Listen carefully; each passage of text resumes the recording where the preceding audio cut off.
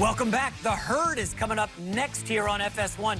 Let's head over for our final topic of the day. Anthony Davis hasn't even played a game for the Lakers, but could he already be on the way out?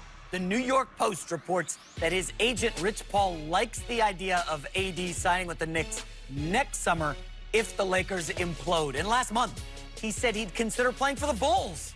Rob, is this a bad look for AD? Bad look. Come on, what are you doing? Again, he hasn't played yet. Stop talking about other teams. You know what? Just because they ask you a question, Greg, doesn't mean you have to answer it. Thanks. Yeah, I'm from Chicago.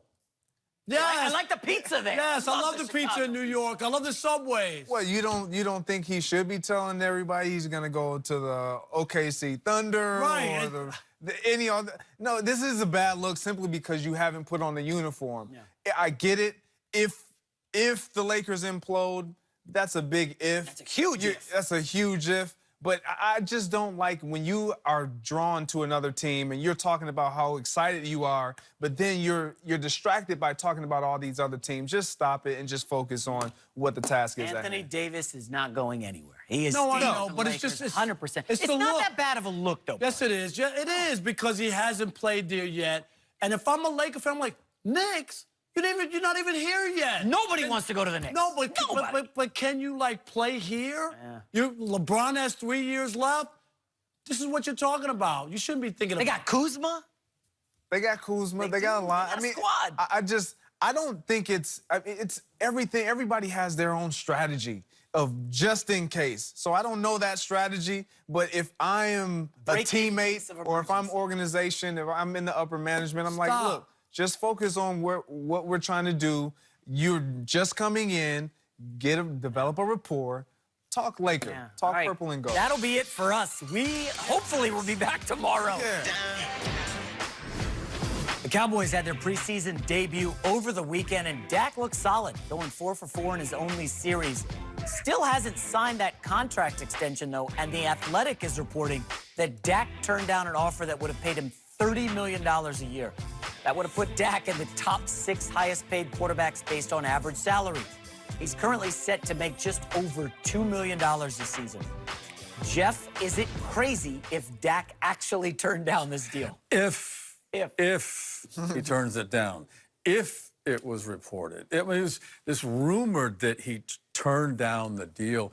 I think we got to be careful. You know, this deal, I mean, the Cowboys got their hands full right now with deals, okay? We know that. You're talking about Ezekiel and, next year with the linebacker and then, the receivers. And so they got a lot. They're doing a lot of things right now. In addition to getting the team ready to play, in addition to not knowing who's going to be available opening weekend. So, this is a deal that they're working on, and it'll get done. It needs to get done. Now, you take the one side, one perspective.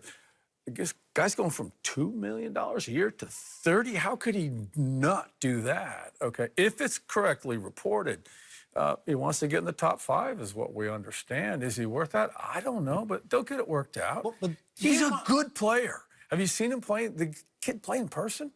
He's impressive. But the only thing, Jeff, is if he is that franchise quarterback, they would have made a deal with him if they really believed that. I still think the jury's out, even in Dallas, where they've had success. They've won 2 of the last 3 NFC East titles.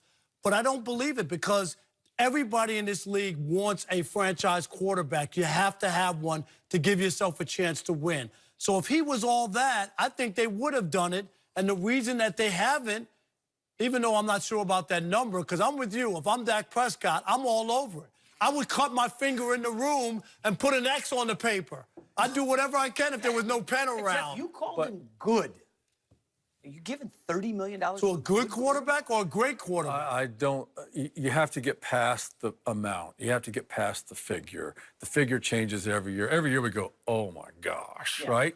Every year, every position, like, wow. So get past that and let's get back to timing, okay? This is about Cowboy time. There's no, in that environment, in the Cowboy franchise and organization, there's NFL time, there's whatever time we all go by, and then there's Dallas Cowboy time, okay? They're going to do it on their time, in where their timing is and their sense of urgency. They'll get it done. They're better off getting it done now than they are waiting to see what he does this season. Yes. Because it'll be a problem.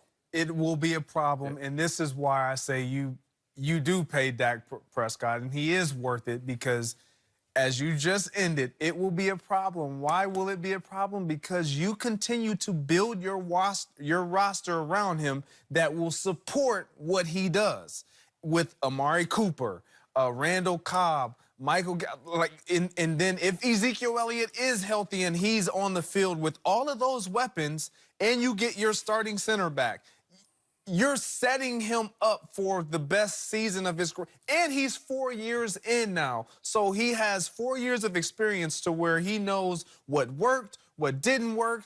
Now I have weapons that I've started out with in OTAs and mini camp, all this time during March, all leading up to the first week of the season. Like, you have nowhere to go but up. But you've seen the Cowboys seen all the mediocre numbers and ratings like everybody else. They consider him a third tier. Most people in the NFL consider him a third tier quarterback. Is that the guy you're going to pay? You say, oh, everything's set up. What if he has a stinker? Yeah. What if he has a bad year and you've just soaked in all that money? Yeah, I understand it. But you've been very well known to just put out different increments of sections of time and play. So that worked his last 8 games, how was Dak Prescott? Very good. Very, very, very good. So our last sample size of seeing what we saw with Dak Prescott, once he developed and got a #1, what we consider to be a #1 receiver, he was special.